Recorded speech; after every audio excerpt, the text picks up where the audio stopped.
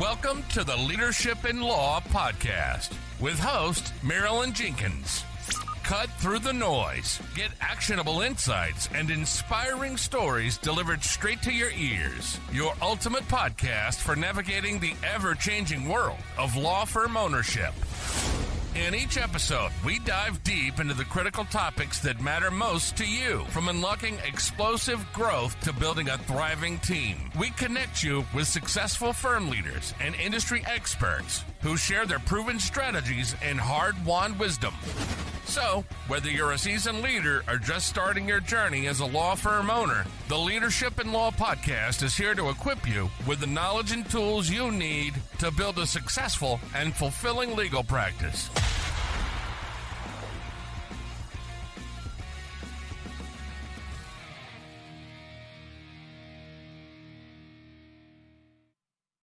Welcome to another episode of the Leadership in Law podcast. I'm your host, Marilyn Jenkins.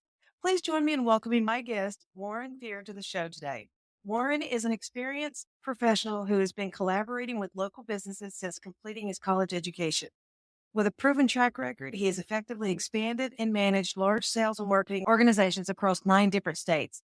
Notably, he achieved remarkable success by overseeing a Peabody Award-winning NBC television station at the age of 39. As well as leading multi-state advertising sales organizations with revenues exceeding $100 million. He's been a featured speaker at conferences including World Missions, a business conference in Dubai, and DigiMarcon in Houston. Warren's true passion lies in supporting entrepreneurs and fostering teamwork and culture.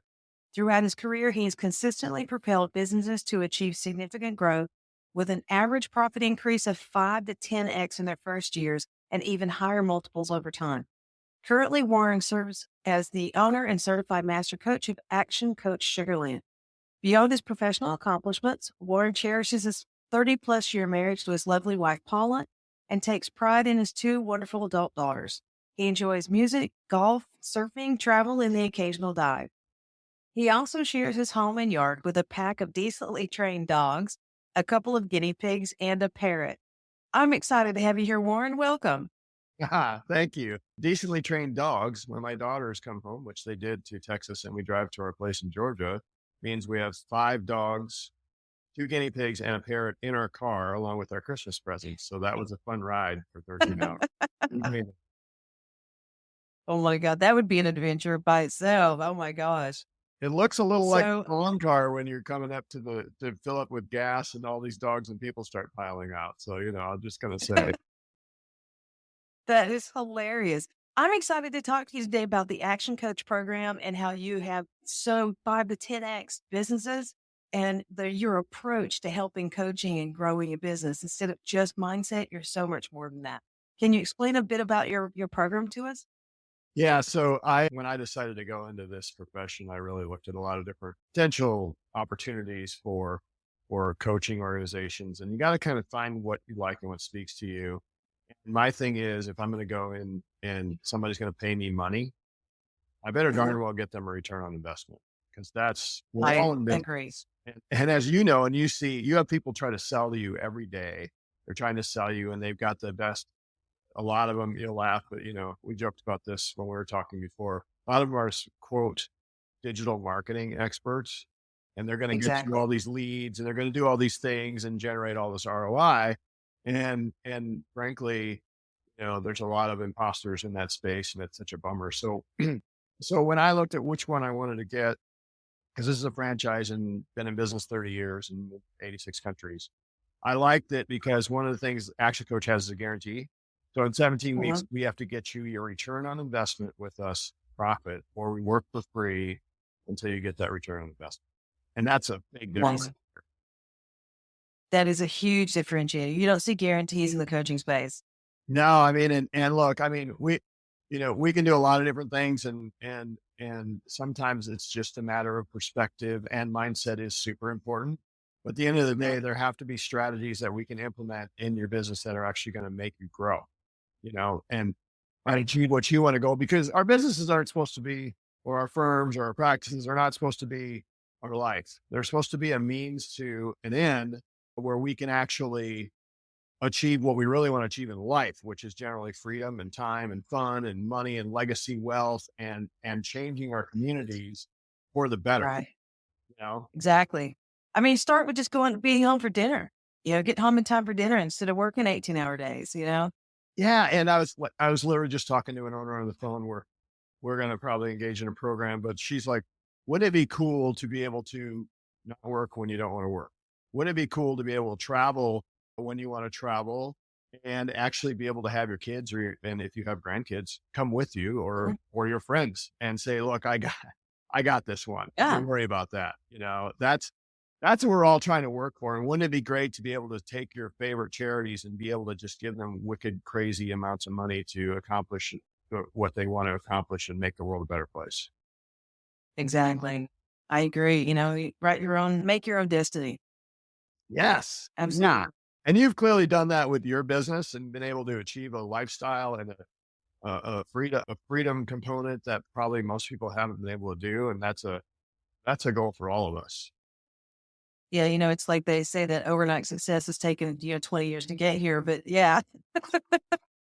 And I have to say, I'm going to have to credit my team. My team is just allows me the ability to do what I do, but it started with processes. Everybody on the same page, knowing what to do, making sure that we over deliver for clients, but everybody knows the process. And, luckily we, have learned a lot over the years and are successful for our clients. And, so when it comes to what we're doing, SOPs are huge. So when you're looking at, getting these processes into a business, into a law firm, or you're talking helping to organize and develop those processes that lead to strategic growth and not burnout. Yeah, that's it's a really good point. And I think, spending a lot of years in corporate, some of the stuff that I found to be frankly a little annoying is actually some of the stuff that we need to use. And a lot of entrepreneurs don't think about, what are key performance activities to get to what are key performance indicators, but you got to have activities to get to those indicators. How does Mhm. our culture, even if I have 3 people, what is my culture? First of all, what is important to me? What are my deal busters? And then I have to bring people in that are that have the same mindset as far as what they want to achieve in life. They don't have to be like me at all, and preferably they shouldn't be. But then Right. what are those non-negotiables? And then I hire those people, which you've clearly done in your practice as well, to build this great team. And then what processes and procedures do I put in place? What does success look like? Do we agree on that? Because if we don't know where we're going or our destination, how are we going to know when we arrive? How am I going to know my employee if I'm achieving that success measure? So if I know what that looks like when I'm coming in to an organization and subsequent years after, I have a so much better chance of actually achieving that and knowing I achieved that versus, I don't know, did I do well this year or not? I don't even know, you know? So that's a little snippet of what we do, but it's super important to get those in place early. I agree. I agree. It's like one of the things we talk about is, hiring personality and then training into what you need to have done. So you're building your team on your culture. But I think culture is one of those things that if you don't build it, it builds itself. And it's not necessarily what you want. Yeah, and people will write. It's amazing if you don't tell them the story, and if you're not transparent, reasonably transparent with where you're going and how your team's doing and how your business is doing, they're going to make up their own dialogue, and chances are it's going to not be right. It's probably going to be a lot more negative than in reality it actually is. That's true. That's true. And I see that you help in sales training as well. So because they don't teach how to run a business or how to do sales in law school. That's just, they're focused on law. So those are two things that, we run into when it comes to the sales training, the processes to manage leads. We run into that with our clients. So we try to help them with training and advice on how to handle the types of leads we're bringing in. What do you do as far as sales training? Is it for the organization? Is it for certain people? How does that work with your program? Yeah, we've got a few different programs. We have a 12-week sales training program, which goes basically through a series of steps of how to find the right customers, how to prospect them, how to engage them with with a meaningful message that's going to actually make them respond, how to actually talk with them in a way that they will receive information and give you information and build rapport and build trust. It's so important because people don't like the world. Even the word sales is a mindset thing. And I have so many clients that are like, and I just talked to one 2 hours ago. She's like, I don't really like to do sales. She came from a media background. It's like, well, but we're all doing sales. It's a total mindset. Do you like to help customers? Do you like to help clients solve their problems? Well, yeah. Well, that's sales. Because if we can figure out how to help them, their life is better and our life is better. So if you come with real intent and we train on how to do this and have the right mindset and go and then actually have the right follow-up procedure, which is something people don't do well, frankly. It can Sure. just a method to follow up and even here's an easy tip. If you're, I think this will apply just fine in law as well. When you are in an engagement or potential engagement with a potential client, when are you following up with them? You set that appointment while you are in the meeting with them. Okay, Exactly. we're going to have our next conversation. Does this time work for you? Here's what we're going to talk about. Here's what you told me you're going to get done here to help you decide whether we're the firm for you or not. And here's what we're going to talk about when we get back together. Now that seems like so rudimentary, but if you don't do that, what's the opposite? What's the alternative? Well, you call them back. You call them back. You call them back. You're wasting not only a whole bunch of time, but you're not getting to a decision. And decisions are important in any. True. And if they don't make that follow-up appointment, you can just about bet that the answer was not, they just only said yes to that to be polite. That's the thing that I like to do when I'm with a sales call is say, okay, let's agree that we'll make a decision of yes or no today. Maybes are not good, right? Maybes just waste both of our time. Yeah. And then you say to them, does that seem like a reasonable request? And they say, yes, that seems reasonable. So then when you get to the end of the conversation, say, hey, like I told you at the beginning, and we agreed upon we were going to make a decision. So what do you think? Are we ready to move forward? Simple, but not necessarily intuitive. And the little things, just like with whatever sport you love, the little things make the difference. And if you increase your closing ratio by 5 or 10 points, that's like the difference between making big chunks of money for your firm or maybe breaking even or not making that much money. Right. And not relying solely on referrals. Those are the slam dunks when it comes to, referral cases. They already know you. They've been already pre-sold on you. Let's, cut our teeth on some real sales. So if getting your processes in order, getting your business in order, and then understanding with the sales flow, what does it look like from the beginning and stepping through working with you? Yeah. So it's funny. We are believers in world abundance. So like if we can go out and help people, the world is a better place. So first of all, there's that. And what we do is we do a couple of hours of work upfront for free because first of all, we got to figure out if we like each other. We don't like each other. We're not. That's a good one. We know that. And then what we do is we build out a thing. It's called a strategic focus map, and then a 3-year sort of priority schedule on how you want to build out your firm for the next 3 years. We do that over the course of a couple hours. And we're also looking for, is the client coachable? So if we agree that we're going to do some processes and work on our business, then in between next time you and I meet, you actually have to work on your business. Otherwise nothing will happen. And but we build out this plan. And at the end of it, then it's like you said, it's like, hey, here, if we agree that you're coachable, we like each other and we want to work together and we can find a return on investment that makes our what we charge makes sense and means you can get an ROI. Then we say, hey, look, here's what we suggest you do. We say yes or no. Regardless, you walk away with a couple hours of work that would cost you $2,000 or $3,000 if you had to pay for it out in the open market. And it's also very fun. I was just on the phone with another potential client, and she's like, this process made me think about in my brain, what I want my firm to look like when it's built out in 10 years. What do I really want to do? Do I really want to? I want it. And the answer ultimately is freedom, right? You want to have to be able to travel when you want to travel, check in when you want to check in, and have a team that is there supporting you and your firm as you move forward. I love that. It's like, having a lifestyle business, there's nothing wrong with having a lifestyle business. Yeah. If you want to work into an M&A and an exit strategy, then it's fine. But having a lifestyle business that supports what you want to do and gives you joy. I love that the 2-hour plan it's no cost and it helps them see that vision. And you find that they have a teachable spirit and have the same kind of value structure that you have in wanting to grow and make the world a better place. I love that.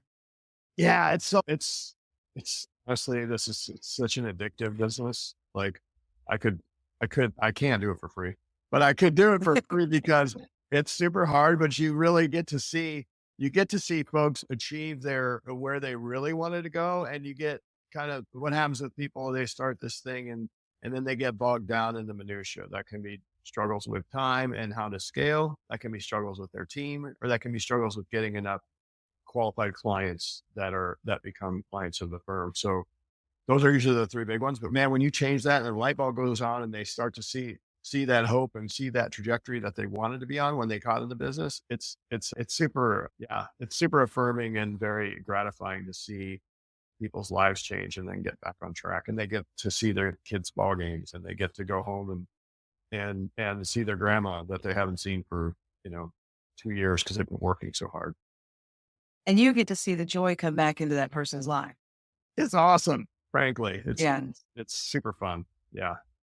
That's fantastic. So looking at your program that you're working on the entire firm, say a firm has the founding attorney, maybe a paralegal or two, and an office manager type person.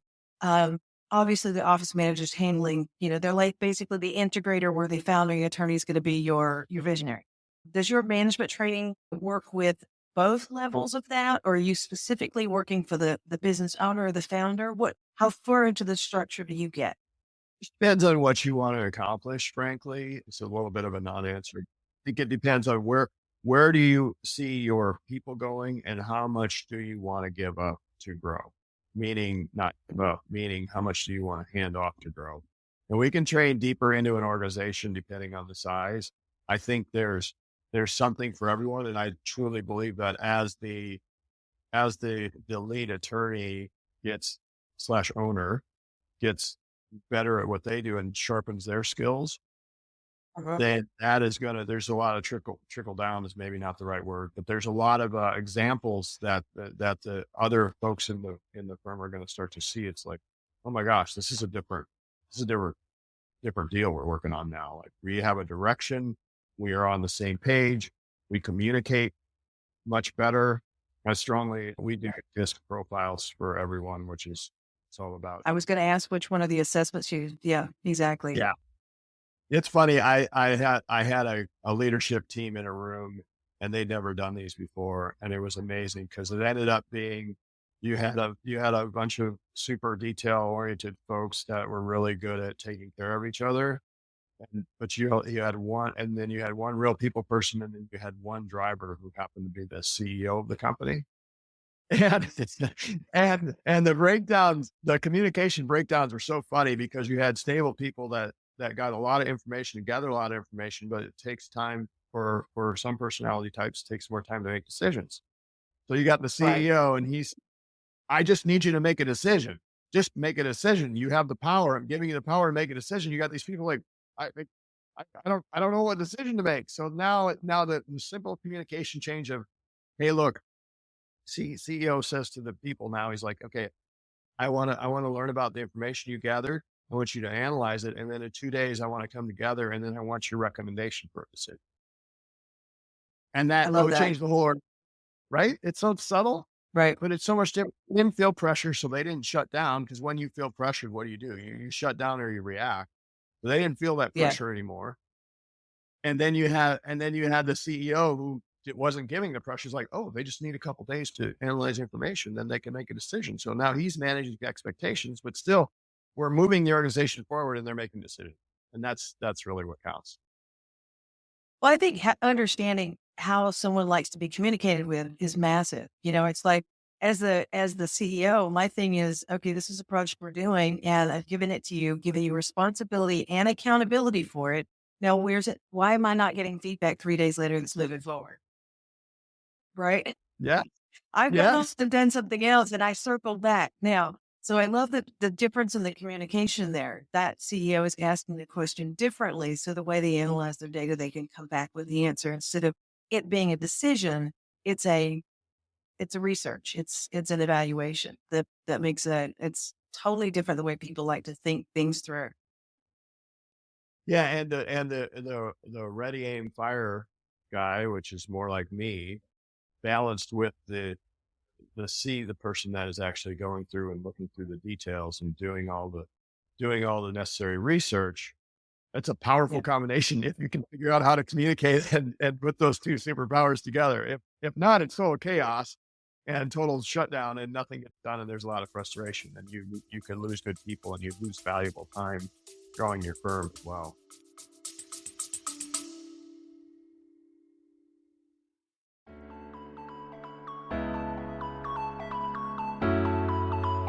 What's your plan to grow your law firm's sales and profits in 2025? My name is Marilyn Jenkins, and I want to take a quick moment to share something I'm super excited about. It's called the Law Firm Growth Guild. It's your shortcut to mastering marketing and getting more clients. It's sponsored by Law Marketing Zone. If you're a lawyer or a law firm owner who's been feeling overwhelmed, juggling clients, leading your team, and trying to scale without losing your sanity, I get it. It's a lot. That's exactly why I created this online membership community. I've been working with law firms since 2018, and I've worked with and helped hundreds of firms across the U.S. and Canada to grow and scale their firms beyond where they had ever been before. The Law Firm Growth Guild is designed to help you understand marketing strategies and grow your firm smarter and to scale your firm predictably. And here's the best part. It's only a fraction of the price of a cup of coffee daily. My team and I are adding new content weekly, and you can be intentional about your growth and development each week. All of our webinars and workshops are in the community, and a first good workshop is all about setting your vision for your strategy for 2025. We've got workbooks, spreadsheets, and everything to walk you through setting up your marketing plan for 2025. Getting crystal clear on where you're going and how to get there. Imagine walking into this new year with confidence, with a plan, and with the tools to make 2025 into your best year yet. Don't get left behind. Join the community now and jumpstart your growth for 2025 and beyond. Click the link in the show notes or visit checkout.lawmarketingzone.com to find out more and to join the community. Let's grow your firm together. I can't wait to see you on the inside of the Law Firm Growth Guild.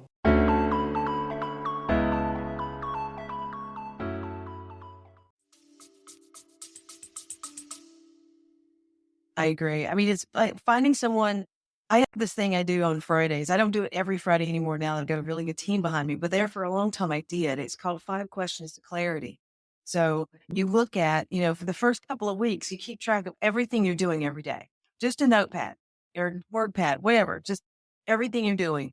On Friday, your 5 questions of clarity is, what am I doing that I shouldn't be doing? What am I doing that I enjoy doing? Those types of questions. And what you find out is the stuff you don't enjoy doing, someone in this world does. You need to hire that person, right? Yes. Yes, that's brilliant. I love it. Yeah, Yeah, it's I like mean, I when you have take one of those and she's fabulous. and she loves what she does, and the stuff that you hated doing took so much of your energy, and you weren't efficient at it either, by the way, right? This other person Right. still has way more talent in that area, and we have to admit this. They can do it better, faster than I can. And I was always blessed. I had up until I was working in my own firm here. I always had an assistant, so like I had this person that could go do all the detail oriented stuff, the scheduling and like some of the accounting. Yeah, I had a finance person obviously too, but some of the stuff is gross. Then I get in my own business. I have to take my own advice. Like, crap, what am I going to get rid of? The stuff that's cheap to outsource and the stuff that I hate doing first.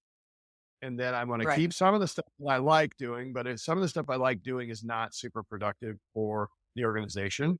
So I got to hand some of it off too, to do the high value tasks that are good for growing the organization towards the goal that we're trying to accomplish. And those last 2 things are the hardest, I think. I know that there's some things I enjoy that are, it will slow down the growth of the company, but I enjoy doing them. Should I do them? It's not a high enough value thing to do.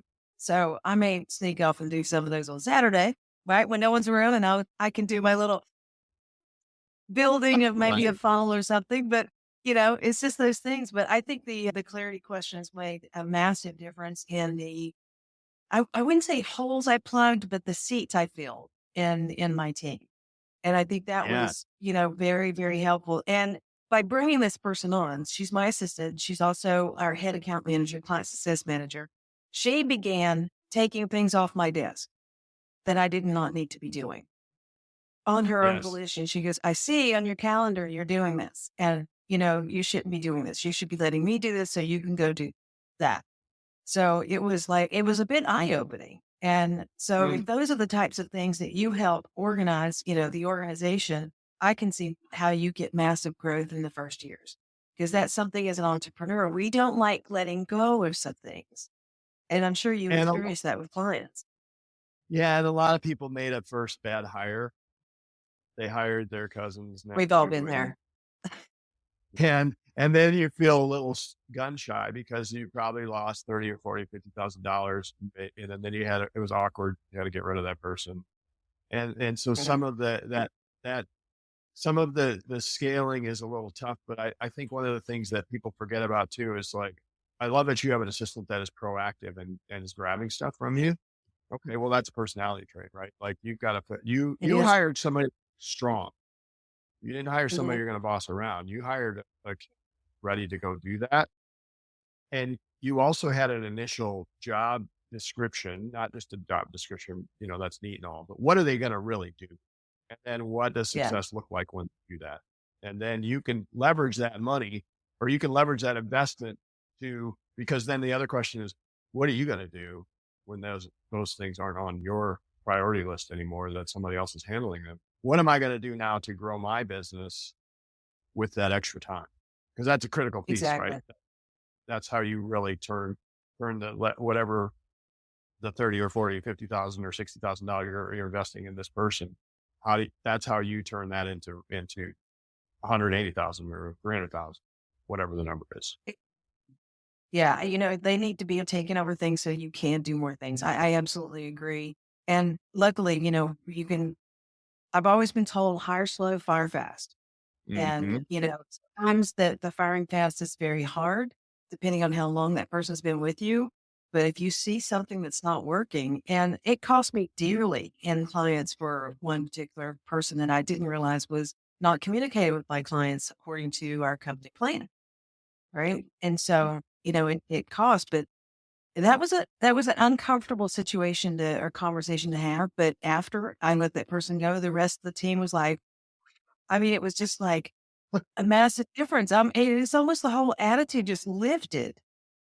And Yeah, I always equate that. That's the iceberg thing. I've had this happen so many times in organizations where you see a little bit of stuff above the water, and it's like, I don't really like that's not really great. And as positive people, as entrepreneurs, owners, business owners generally have some level of positivity. So we're like, well, they probably had a bad day or whatever, and I like people and I want to give them the benefit of the doubt. No, what's yeah, below the water is at least 2/3 of the problem, and you're not seeing any of it. And as soon as you let that person go, wow, why didn't you let them go sooner? They were horrible. They did this and that and the other thing. And I was like, dude, why didn't you tell me? Well, I didn't want to be I didn't want to be that person that snitches on. nobody wants that confrontational stuff, right? But it's like, if it's pulling down the organization, and we're completely remote, but we have a private communication platform. And yeah, I found out things that I didn't know was happening, so but I think it's just, it happens in organizations, but firing fast is something that's hugely important.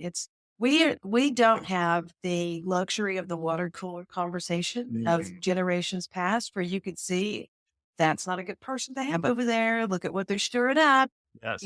So as soon as we find it, literally the old saying, one bad apple can ruin the whole barrel.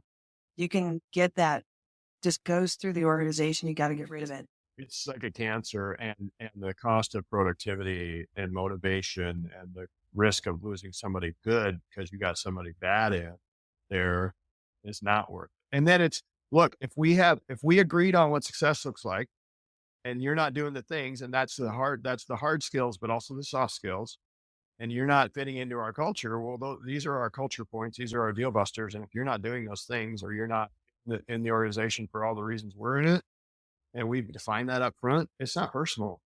Fly free, little bird. There's a great place for you. It just happens to not be here. Like, Right. it's not me. And I think take in that direction, it's not me, it's you. I agree. But I think if you have a hard time firing people, I don't, and that's a really good thing. It could be awkward, but it's not like, by the time you get around to it in my past, careers, by the time I get around to fire you, I'm done. Yes. There is no emotion. Yeah. Now it's just a fast, it's a decision. It's a business decision. It's over. Yeah. Yeah. You opportunity, and then it's done. It's a business. I had to fire my first person when I was, 24 or something like that, so like whatever, 30 years later plus, we'll just call it plus 30 plus. It's, you figure out that it's for the good of the organization, and to save the organization, I need to make decisions that are going to be good for the organization. And it's not about the person. And seriously, person, you might not be in the right fit. This might not be the right job for you. It's definitely not the right org, and that's okay. Keeping that goal in mind that you talked about at the beginning, you help them see, where do you want this firm to be in 3 years? Yes. So having these hard conversations along the way will help you get to where you want to be and making the world a better place. Yeah. I so love your whole structure and your idealism with it. And this has been a great conversation. We can keep going, but I'm gonna respect your time. How can someone reach you, and what does it look like to begin the conversation and to begin working with you? Oh, great question. So I would love to have them, let's see. Well, they could email me at Warren, Fiihr, actioncoach.com. I'm sure we can put all the information on the thing, right? I've got your link tree, your Action Coach, and your LinkedIn. Is there anything else we should add to the show notes? I like it. I think call me if they want. I can put my phone number in there too. And look, this is not, you can't hard sell somebody on this stuff. Like, it's got to really be a fit. And so I like to have a conversation and get to know somebody. And then, hey, if we got something that works and we got some synergy and we see some opportunity and we see opportunity for the firm to grow, let's engage in some conversation. And if not, it's all good. Like, world's a big place. There's plenty. We are a culture. If we believe in a culture of abundance, there's enough business out there for everyone. And if we help each other versus scarcity and trying to I got to get mine so they don't get it.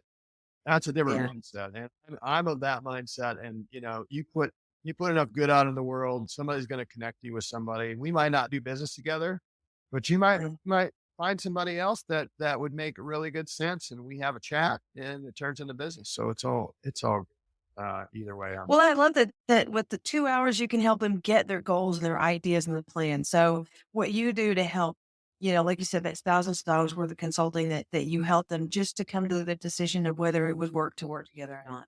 So if you guys, anybody listening is looking for a coach or someone to help your whole entire organization reach your goals and your life plan, reach out. It can't do anything but help your business.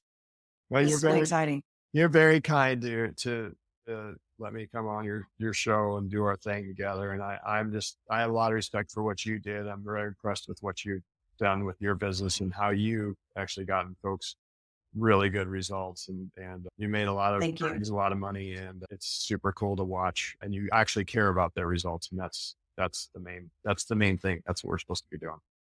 Absolutely.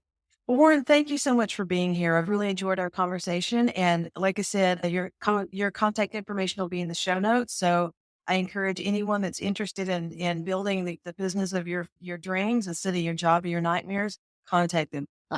Thanks so much, Meryl. I appreciate you. Thanks for joining me today for this episode. As we wrap up, I'd love for you to do 2 things. First, subscribe to this podcast so you don't miss an episode. And if you find value here, I'd love it if you would rate it and review it. That really does make a difference in helping other people to discover this podcast. Second, you can connect with me on LinkedIn to keep up with what I'm currently learning and thinking about. And if you're ready to take the next step with a digital strategist to help you grow your law firm, I'd be honored to help you.